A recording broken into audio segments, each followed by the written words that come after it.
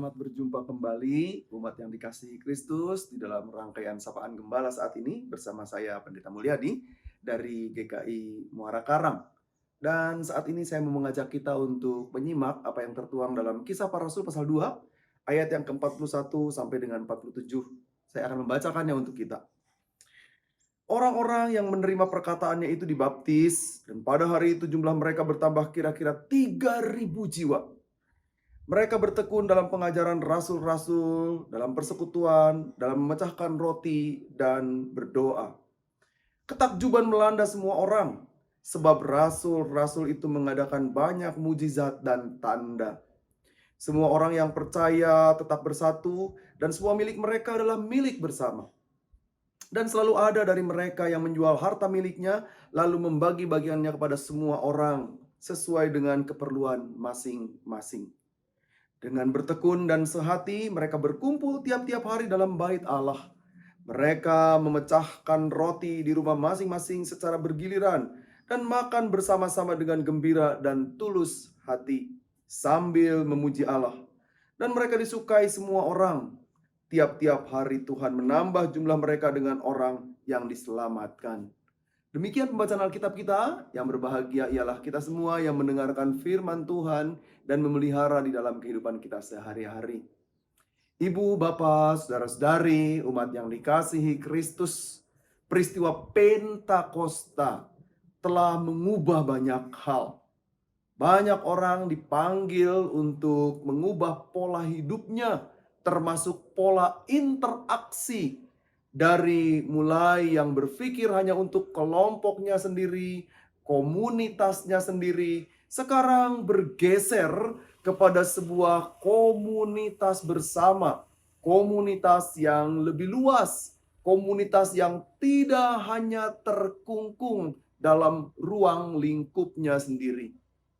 Mereka sekarang bergeser mengarah kepada sebuah ajakan untuk melihat pada satu bangunan kehidupan, bangunan bersama, yaitu pola hidup bersama dengan orang lain yang mungkin tidak pernah berjumpa sebelumnya. Pola hidup jemaat mula-mula melatih mereka dan memperlihatkan kepada kita bagaimana mereka kemudian mengalami sebuah perubahan drastis dari cara dan kerangka hidup yang berpikir untuk diri sendiri, cara dan pola hidup masing-masing kini bergeser kepada pola dan cara hidup yang semakin meluas. Saya jadi teringat kepada sebuah konteks di mana kita belajar tentang arti komunitas. Ibu bapa dan saudara-saudari yang dikasihi Tuhan Yesus Kristus, komunitas terbagi dalam dua, yaitu komunitas yang terjadi karena by design, disengaja, diciptakan secara khusus, dan ini terbentuk karena memang disiapkan. Kita tahu di gereja kita ada panitia-panitia, ada komisi-komisi, ada berbagai hal yang disiapkan dalam sebuah komunitas terbentuk. Tetapi juga ada komunitas yang by accident, komunitas yang tidak disengaja. Misalnya ada orang yang mengalami sebuah musibah bersama, tiba-tiba mereka terbangun menjadi sebuah ikatan bersama-sama. Nah, entahkah itu disengaja atau tidak, entahkah itu dibentuk atau terbentuk secara tidak sengaja, namun keduanya membutuhkan satu kesatuhatian, yaitu membangun sebuah komunitas yang di dalamnya kepedulian Allah mesti diwujudkan. Bacaan kita saat ini belajar dari cara hidup jemaat mula-mula, cara hidup umat Allah yang di dalamnya membangun kesatuhatian untuk saling berbagi. Tidak ada di antara mereka yang kemudian berpikir hanya untuk dirinya sendiri. Tidak ada dari antara mereka yang berpikir hanya untuk komunitasnya sendiri. Tidak ada juga dari mereka yang berpikir untuk kelompok atau keluarganya sendiri. Mereka berpikir untuk kesatuan hati, bersama-sama membangun sebuah ikatan yang satu dengan yang lain. Peristiwa Pentakosta, curahan Roh Kudus, melatih kita, mengajak kita untuk bersama-sama membangun sebuah komunitas yang di dalamnya kepedulian dinyatakan. yang di dalamnya kasih setia Allah dihadirkan, yang di dalamnya kemuliaan Allah ditampakkan.